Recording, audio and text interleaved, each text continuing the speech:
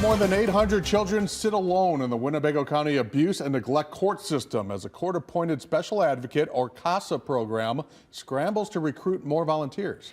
23 News reporter Connor Hollingsworth talks with the new leader of the county Casa, who says recruitment is his top priority.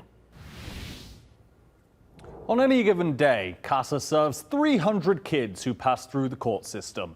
In an age where people are struggling more with mental health issues, experts see a growing number of children enter abuse and neglect court. But Casa's volunteer base isn't climbing at the same pace.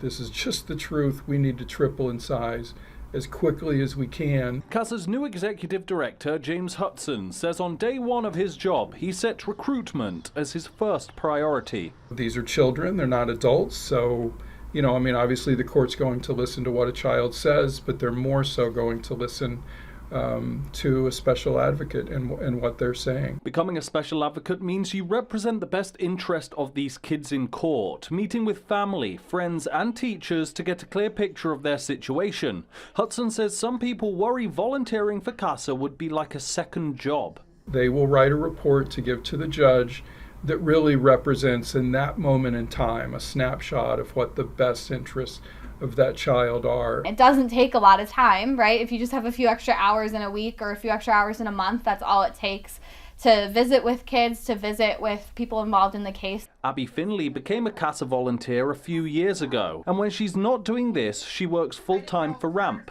another non-profit in the area.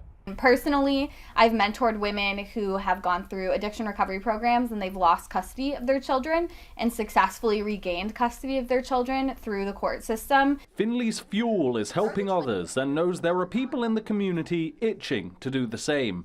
It's really low commitment, but it's really important work because those kids don't have an advocate or a voice if it weren't for Casas. Now, both Finley and Hudson say it is never their goal to separate the child from the parent. They simply convey the best interests of the child, whatever that might be. Thank you, Connor. And next week, 23 News sits down with others who have experienced the Casa system to understand how this work changes lives.